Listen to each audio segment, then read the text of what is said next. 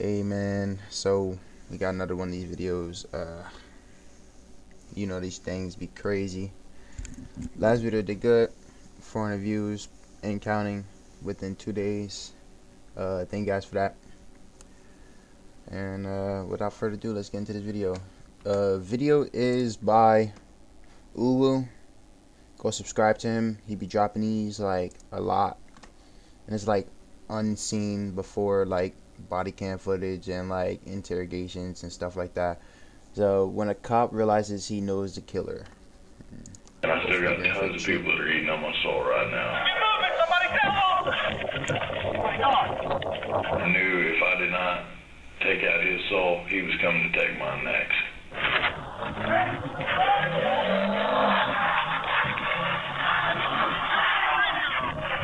He died. On the night of February 2nd, 2013, officers with the Lancaster Police Department respond to a call informing them that a suspect who committed a horrendous act was sitting in a stolen truck just outside his residence. Despite their efforts to coax him out of the truck, he suddenly takes off, leading police on a dangerous high-speed chase.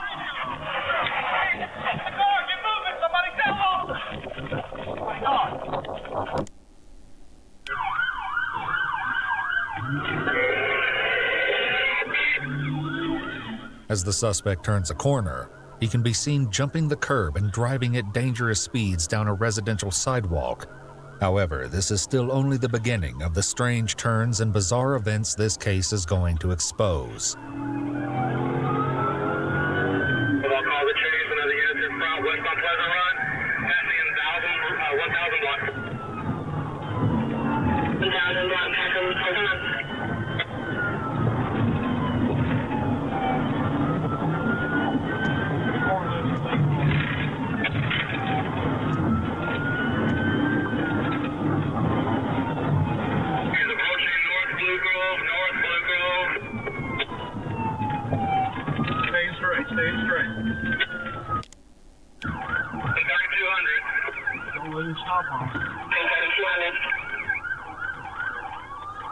He's going mid-low here.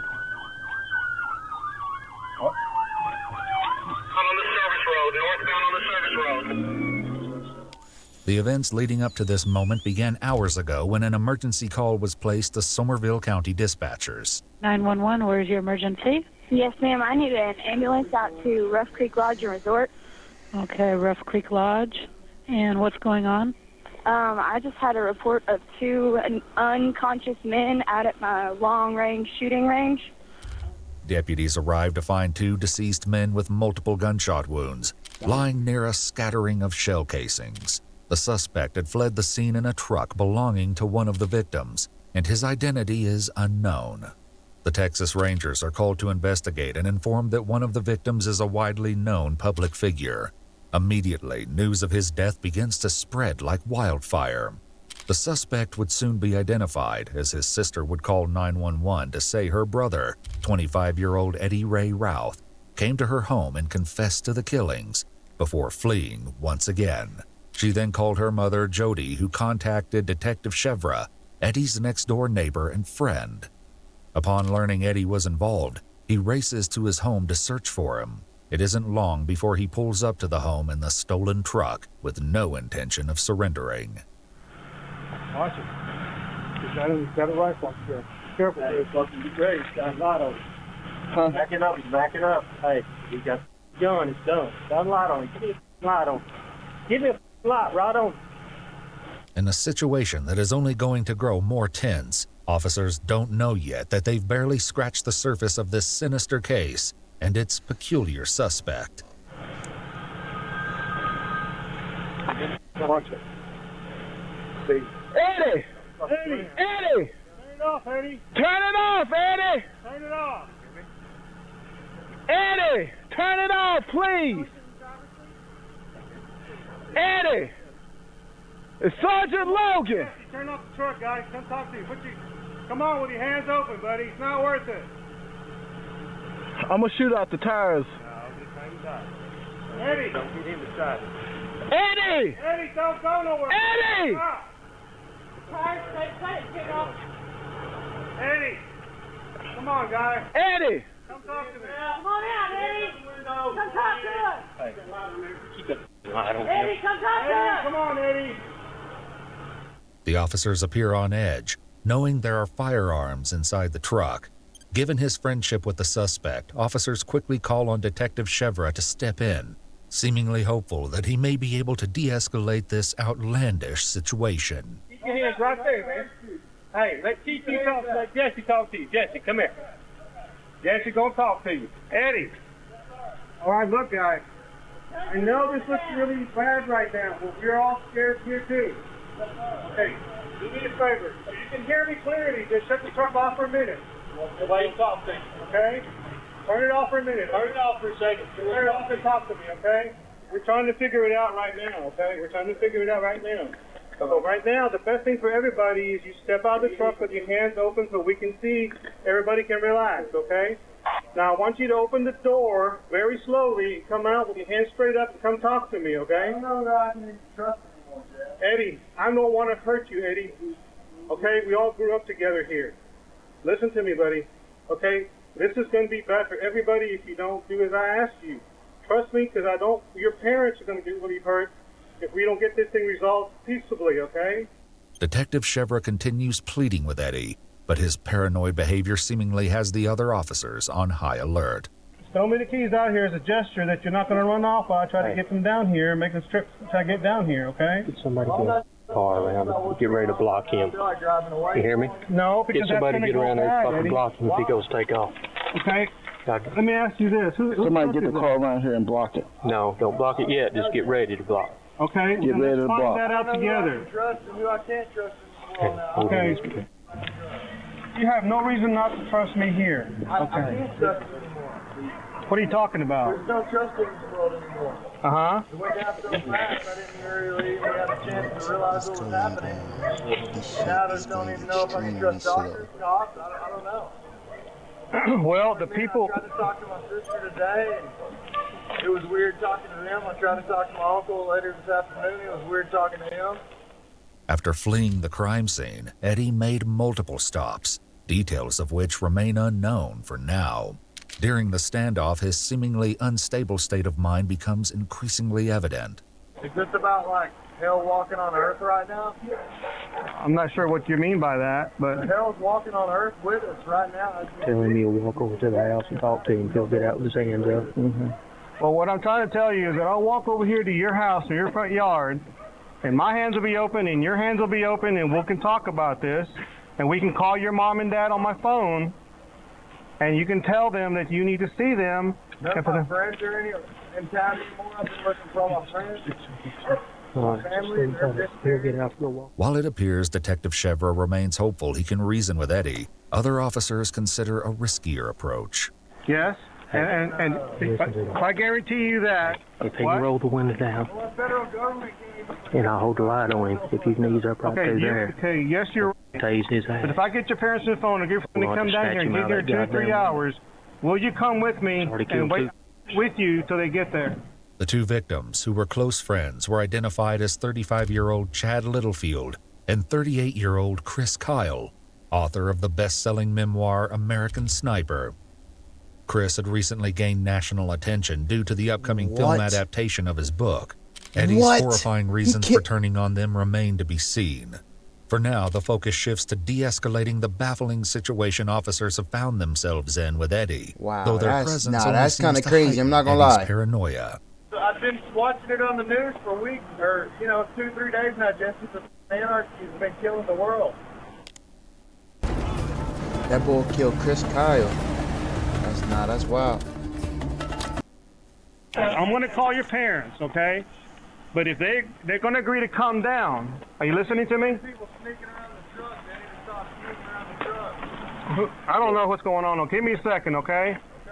Okay. But here. Can I get that light off my face for a second? Okay, but no, hear me out, okay? We need to see your hands, okay? We need to see that you are at peace and we can relax. What could help it, we can turn the light off if you'll do this. If you drop that window over and put your hands on the steering wheel, and then we can drop the light so we can kind of not put it in your eyes, okay?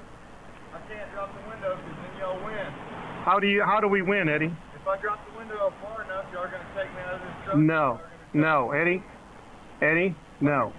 I'm not going to walk up there and yank you out of the truck and not as anybody else either, okay? I'm cranking it. Eddie, don't do that. Let me call your parents. We'll call them and get them on the phone and get them down here. Okay. Do you think if he got his roll the window down, we can tase him?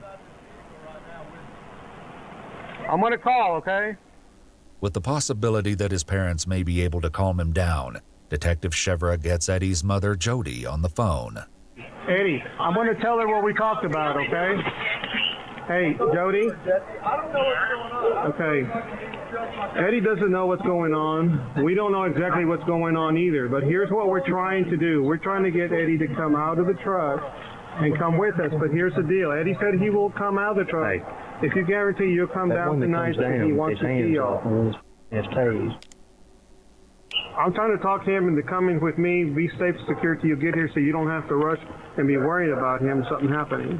Because you can't tell what's going on here over the phone. Well, I can't help him over the phone. If he will come with you, you can help him. Eddie says he will help you. You know he will. I can't trust that, Mom. Do you want to talk to Daddy? Yeah, I want to. I don't even know if I can trust him or not. Eddie, have I ever given you a reason not to trust me in anything? Yes. When? These past couple of days, it's going to get so crazy around here, I don't know what to do. Whatever the situation, I'm not going to guide you wrong. Okay? I'm not going to do that, Eddie. Only thing we can do at this point is go forward and go up with the situation up in a way that's going to be best for you, for your parents, me, everybody around us. His dog. And big dog? Yeah. Despite the combined efforts of Jody and Detective Chevra, Eddie still refuses to leave the truck. He's clearly on edge, and it won't be long before his paranoia will reach a breaking point. Do y'all have any guns? Do we have guns? Well, we have to. It's our job. I do too. It's my job. Okay. Well, that's a good possibility you do, but we don't want to show our guns, or you don't want to show yours. We don't need that. No, we don't. There you go. See, we agree on the same thing. Well, if that's not a problem, then I'm going to crank this truck and move forward. Eddie, don't do that, Eddie. I can't keep sitting here watching these cats scurry by and they're moving all around me that I don't even know about. Eddie, don't crank that truck up because I know you probably want to go to your house, but I'm worried that before you get to your house, you will make a decision and keep going. And we don't want to do that, Eddie. A sudden movement by Eddie sets the surrounding officers on high alert. Tell him he'll walk to the house. Hey. Eddie, what's that? You got a phone? Yes, sir. Tell him you'll walk to the house with him. Danny, where'd your head up if you tried to start shooting? He's on the phone with somebody. He's on the phone with somebody. Looks like he answered it.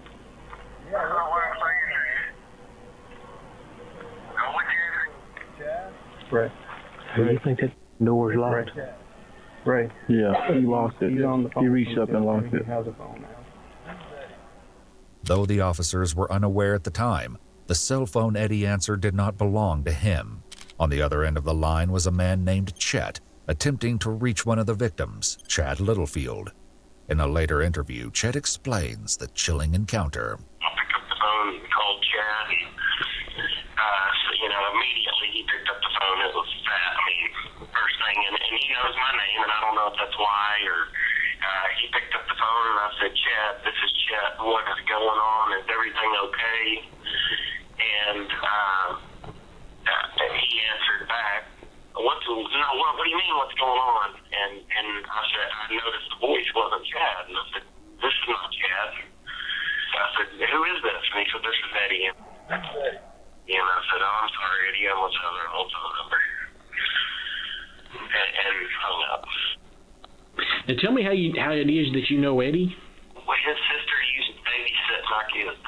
I know his mom and his dad. His mother teaches at my kids' school. And if I would have only known that was Eddie Ralph on the end of the phone that I talked to. While Chet's connection to Eddie is clear, the relationship between Eddie and the victims, Chad and Chris, remains a mystery. How they ended up together this fateful night and what transpired between them will soon come to light. In the meantime, Eddie has been in the truck for nearly 30 minutes, and the tense situation is moments away from exploding into chaos. Have you thought of anything that would maybe work this thing out to where we could kind of me and you go together and then wait for your mom and dad. Mom and dad, excuse me, I got some gas here. Have you thought of anything? Tell somebody to block that car off. It's turning. Okay, well, can you just make sure they don't do me a favor, Eddie. I'm not trying to treat you like a kid, but we want to relax and we don't want to misinterpret something. So just kind of Yes. keep your hands up the way you've been doing, and just so we can see and we can all relax a little bit, okay? First, we need to make sure that it doesn't look like them in the slam. Well, no, because then we can't hear you if you try to call me because it's so loud. This diesel's so loud. If I need you, I'll turn it off and talk to you. Eddie. 5 minutes, Eddie. Okay?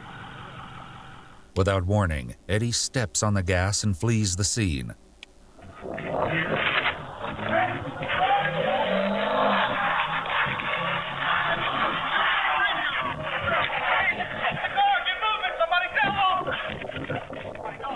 Ten minutes later, the vehicle's tires are damaged from the stop sticks that the officers had placed. The vehicles come to a complete stop immediately after.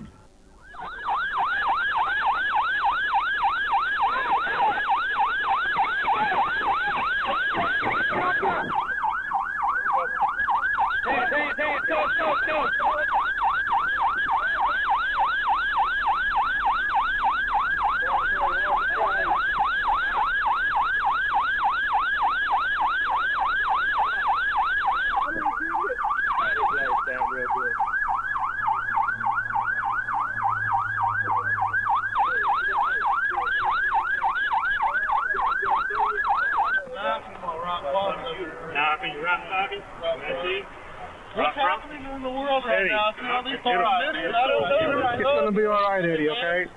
Just calm down. I know we don't either, but we're going to work this thing out, okay? It's in my right pocket. We've already covered. What the fuck is going on? There's so much going on. As Eddie is checked for injuries by paramedics, an officer poses an important question. Eddie, why'd you run? I put out a panic attack. I don't know if that's something that's on the road right now. I can't even sleep no now. I was raised in, you know. With Eddie secured in custody, he's brought to the station for an interview. While he awaits questioning, Eddie begins to speak to an officer sitting off camera. His bizarre comments hinting that the following interrogation will be anything but ordinary.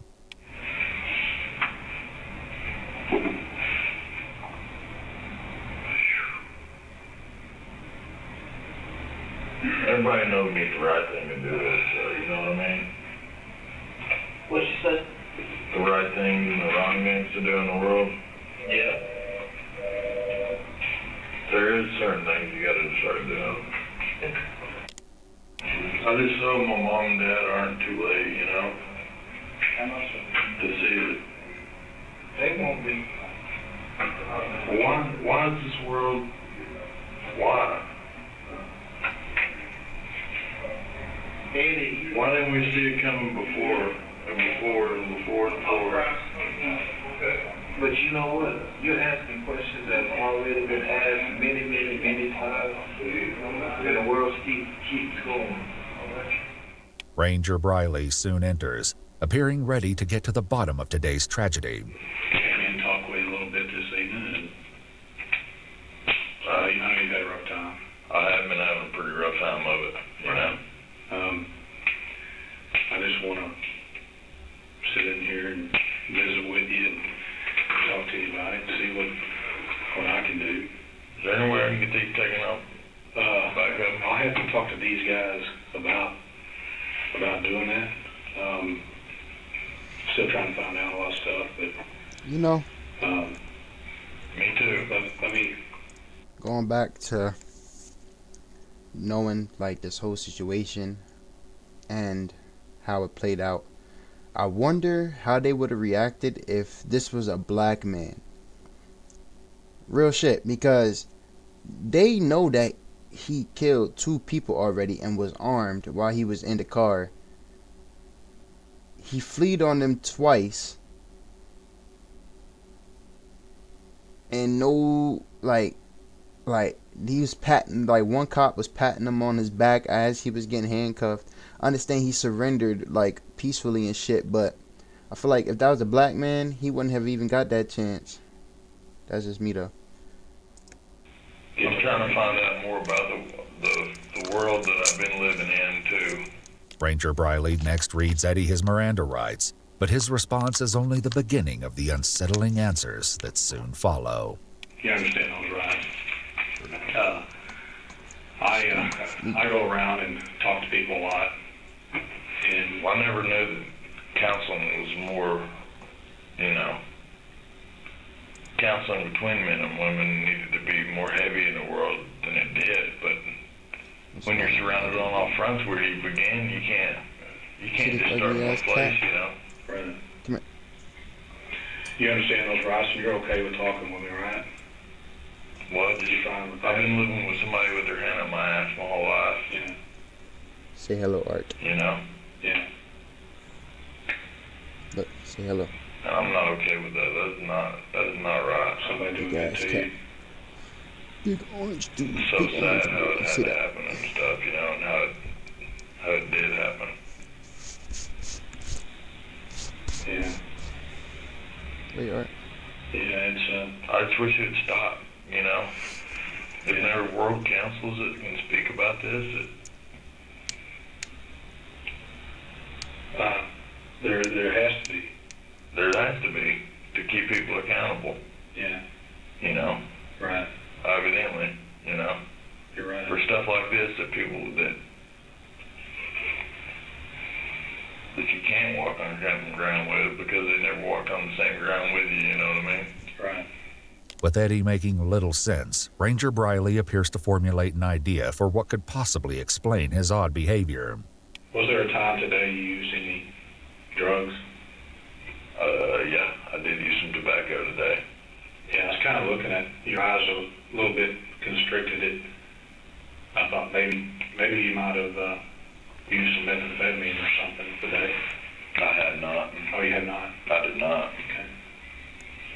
Have you used it? That's why I've been having such a hard time sleeping, because I haven't been taking drugs, and I can't sleep at night. Though Eddie claims that he hasn't consumed substances aside from tobacco, the question was likely posed due to what was uncovered during a search of his residence. Among the items found in his home were a blue jean jacket with possible bloodstains, firearm ammunition, and a small box containing paraphernalia. Please welcome an absolutely new Crossout, a free-to-play multiplayer action game about battles and cool... Was there a bong, like a drug bong, in some of your stuff? Tobacco. Is that what was in the bong? Is that true or not? I don't know. You have to be truthful with me. If it wasn't, just be truthful.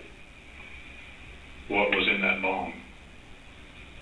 There's probably some pot in there too, Mm-hmm. A little bit of pot. All right. And what else?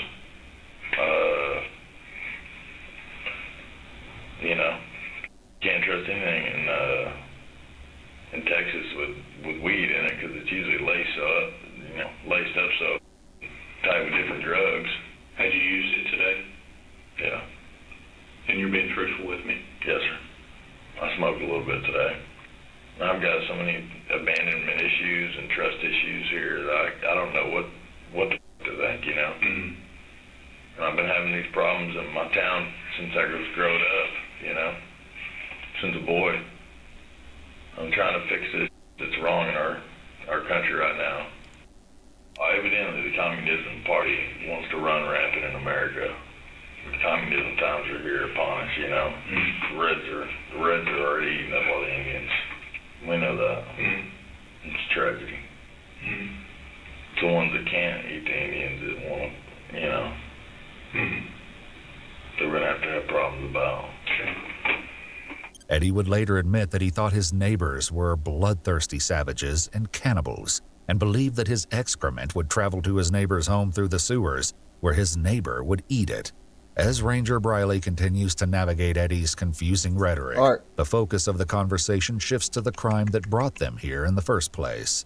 I want to talk about what happened, and you can start with when you woke up today. Well, you know, I keep talking to Chris, you know. Why you over there I yelling? keep talking to Chris is in my world. And seems like every time I talk to another man named Chris, I just get sent to another man named Chris. I think about talking to the wolf, you know, to the one in the sky. The ones in the sky are the ones that fly, you know what I mean? The pigs in the world. They can truly say they're pigs. I've been smelling it this whole time, you know. I'm just tired of everybody bullshit. I can smell bullshit pig, you know. I can tell the difference between two different kinds of pigs. I don't know about how you can smell your I mean, I'm not trying to say nobody's stinking, but stinking, you know what I mean? And what exactly happened today after you woke up? I'm finally getting best. Peace in my mind, you know? Yeah. Pieces of my mind back that I won't ever get back. Where are you from, Eddie? I mean, I don't know you. You understand that? I don't know where you're from. I was born This is right some here in bullshit. land. This video kind of boring, Lancaster but that we're standing in already today. gotta Lancaster, stick Texas. to it, man. In an interview with Eddie's parents, his mother Jody begins to elaborate on her son's history as a United States Marine and the experiences that would later entwine tragically with the video fate not of really the that two crazy, though. victims. I believe after 9/11 happened, he really wanted to serve his country. I say I believe because he never told me that straight forth. After it happened, he really became more patriotic and cared more about his country, and he wanted to serve. And he looked at the Army, and looked at the Marine Corps, and decided he wanted to be a Marine. He was out of high school for, I think it was only 10 days. He graduated, and 10 days later, he was on a plane to boot camp. What did you do in the Marine Corps? I worked as a prison guard, and I worked on the gun, so it's like tit for tat, you know? Eddie's work as an armorer and prison guard was served overseas in Iraq, where his father, Raymond, explains he went on several combat missions. He really didn't want to talk about it when he got back. Yeah. Like most of them do. The only time I could get anything out of him when he was drinking, and then I could get some stuff out of him, but it wasn't very much. Who's saying who's right and who's wrong? You know, nobody wants to admit that they're right. Nobody wants to admit that they're wrong. I'm the only man that can change it. Yeah. That's why these are behind my back right now. Yeah. It was when Eddie returned from a volunteer mission in Haiti after the earthquake of 2010 that they began noticing significant changes in his mental state. He was there for, I want to say, almost 6 months. 6 months. Do you remember any letters he wrote you, telling you what was going on there? Yeah, he was telling us he's picking up dead bodies with a grappling hook, dragging them out of the water, and then throwing them in the front end loader, and then loading them up in the dump truck, and then putting them in a grave. They further explained that when Eddie returned, he began having nightmares and flashbacks. What truly alarmed them, however, was his apparent descent into dangerous delusions. He asked me like to feel of his muscles, and I felt of his muscles, and he said, they're going away, Mom. My muscles are going away. They're disappearing. I said, well, son, you know, you're fine. Your muscles are fine. And he said, no, I got a tapeworm, and it's eating me alive. Eddie soon began expressing thoughts about taking his own life.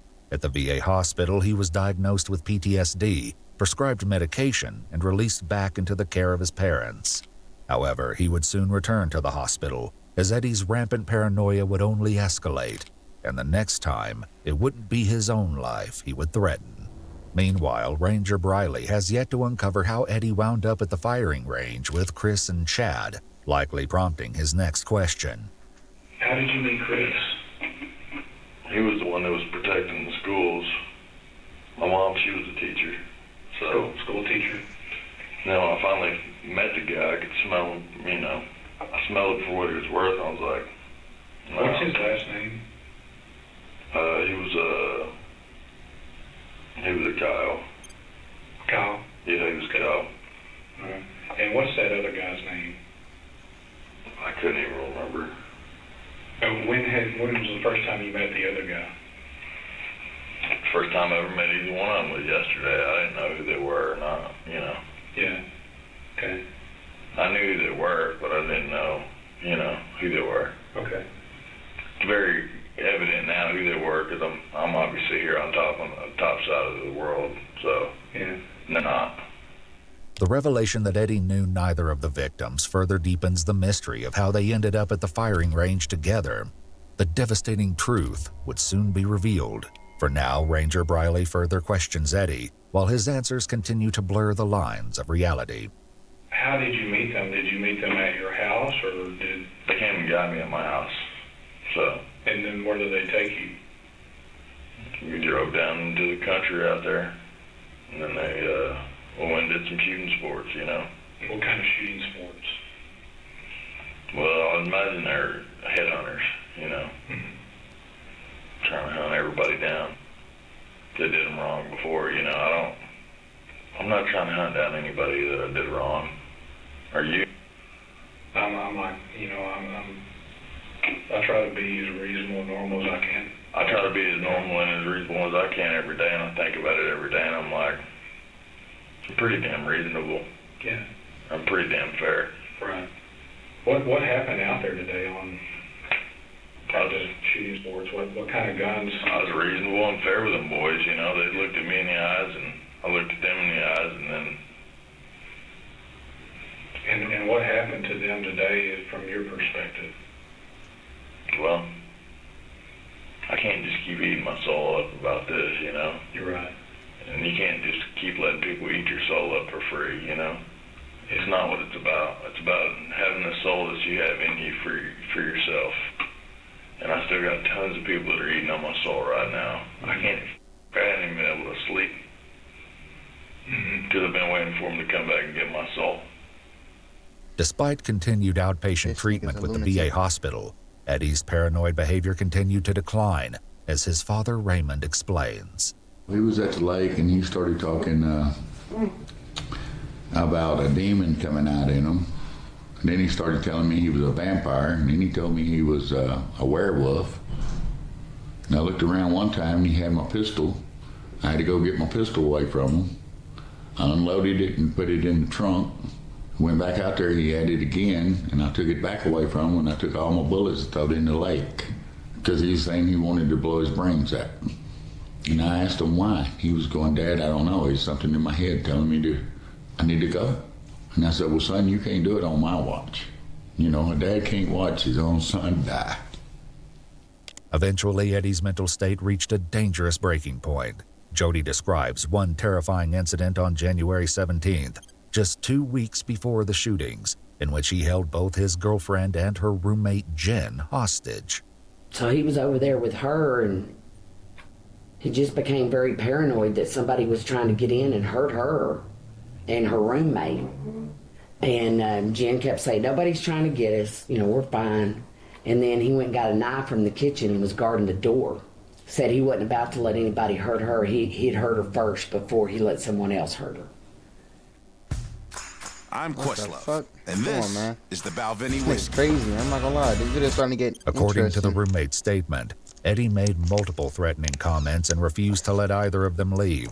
She secretly sent texts to her friend, who contacted the police. They arrived shortly after, arresting Eddie. It was actually a former Marine police officer that came, and she told him that she wasn't as fearful for herself as she was for him. She was more afraid for his safety.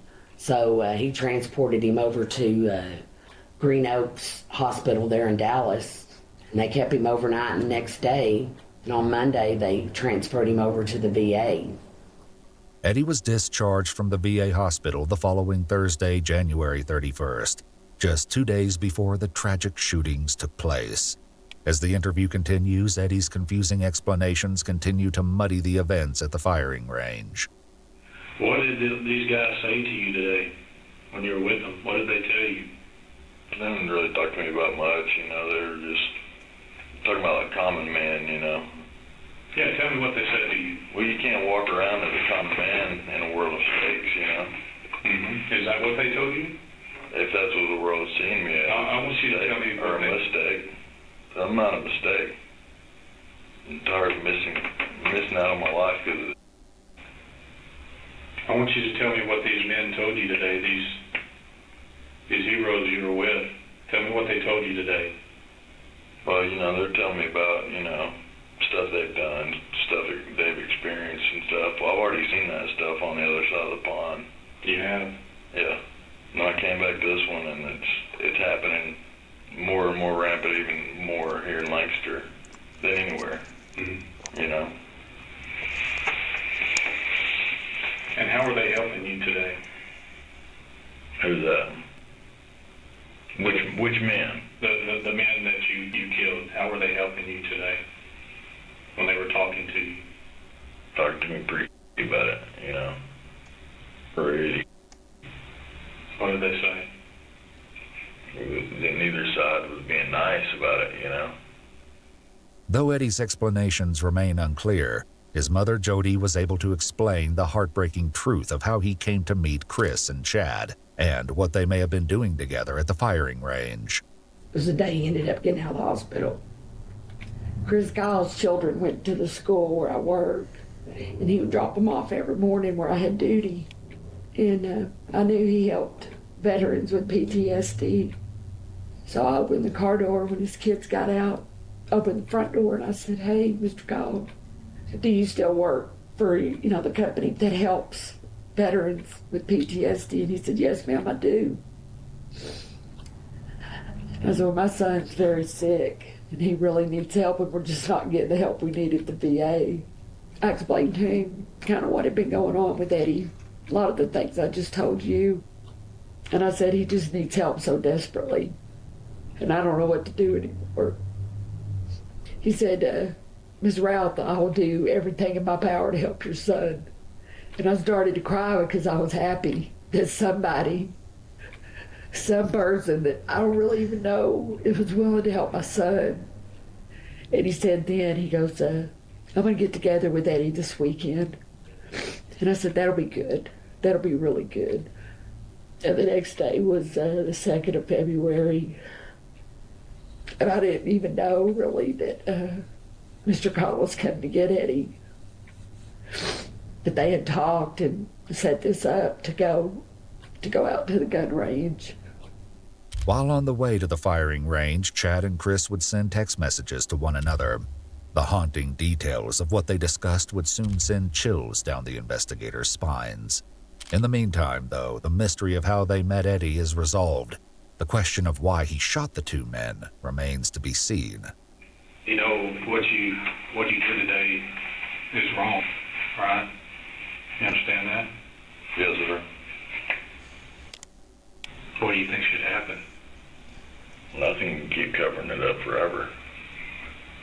That's the reason you fled, right? Because you knew it was wrong? Well, I knew that there was certain that was wrong about it. Some of that certain was killing him. You knew that was wrong. Right? Right. And you knew driving away,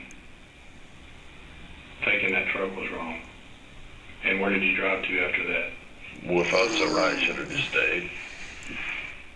Although Eddie will soon reveal his motives, his cryptic explanations will leave investigators struggling to make sense of them. For now, the puzzling details surrounding the incident finally begin to come together. How many times did you shoot them today? A couple few. A couple few? A couple few shots were fired. How close were you to them? Hell, I was right up close to them. I didn't mean to be so close, but... Did they know you were going to shoot them? They didn't know? Why do you think that? Because their training wasn't as good. My training's been better, my whole life. While they may not have known Eddie's intentions, they were wary of his behavior. At 2:30 p.m., Chris sent a text to Chad saying, "This dude is straight up nuts." Chad responded, "Sitting behind me, watch my six," which is military slang for watch my back. Soon after, Eddie opened fire. Chris and Chad were each shot 6 times at close range, with some shots being fired after they'd fallen to the ground. Eddie then fled the scene, making several stops afterward. Eddie first went to his Uncle James' house, where he showed him the firearm used to shoot the men, with claims he was driving a dead man's truck. Next, he stopped at his sister's house, where he confessed to the horrific crimes. He then went to his house to pick up his dog. From there, he visited a Taco Bell restaurant before finally returning to his house, where the standoff began. In a haunting confession, Eddie finally shares his twisted reasons for pulling the trigger. Who did you shoot first? The ones that I could identify with better. Clearly identify. Mm-hmm. The one that I could clearly identify, I knew if I did not take out his soul, he was coming to take mine next. Or one of his gangsters was coming to take one of my souls next. One of his kids' gangsters. Mm-hmm. What? As the interview ends, it appears as though a few questions still linger on Ranger Briley's mind. You tried to run from the police. I heard them talking to you, trying to get you to give up. What I heard them saying is, just come get out. Surrender, right? That's what they're saying. Why weren't you compliant? Because of what happened?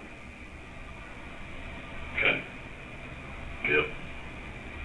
What do you want to tell your mom? I love her. What do you tell your sister? I love her too. Do you wish this had never happened? Seem like you want to cry about it. I do a little bit. I see the water in your eyes. Yeah. If you could take it back, you would?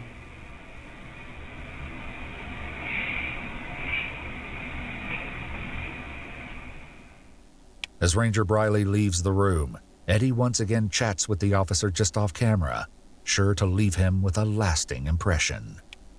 So is there anybody we can talk to about getting these cuffs off and let me get a smoke, or? That dude that just left, that's who's going to be doing all the talking to. We might have to go outside and smoke some, so. You ain't got no cigarettes. I'll have some before long. It's only a matter of time, Where you going to get cigarettes from? They're coming. Well, can you get some Boudin ice cream coming too? Yeah. Hell, I'm eating all night. You got plenty to eat on there. I don't got nothing to eat on, I haven't eaten none of my soul today. Everybody just keeps eating off my soul. So, for that I say, y'all can eat my and die. Try to eat my soul. Eat and die. When pigs fly, eat and die. Charged with 2 counts of capital murder, Eddie is soon transported to the county jail to await trial. According to court documents, he was overheard by a deputy saying, "I shot them because they wouldn't talk to me," adding, "I'm sure they've forgiven me." Bruh, Eddie entered a plea of not guilty by reason of insanity. Oh my goodness. At his trial, experts presented conflicting views, some supporting and others questioning Eddie's state of mind during the incident. The jury ultimately found him guilty of 2 counts of capital murder, and on February 24, 2015, 25-year-old Eddie Ray Routh was sentenced to life in prison without the possibility of parole and ordered to pay $116,250 in restitution. Though he appealed the conviction in December 2015, the sentence was upheld. He's currently imprisoned at the Texas Department of Criminal Justice in Rocheron, Texas. This nigga's still alive? Thought he would have been killed by now. Killing a legend like that, that's crazy. Yeah, man. That was a pretty interesting video, to say the least. Hope you guys enjoyed. Let's see if we can get 3 likes. Appreciate it. See you guys later. Peace.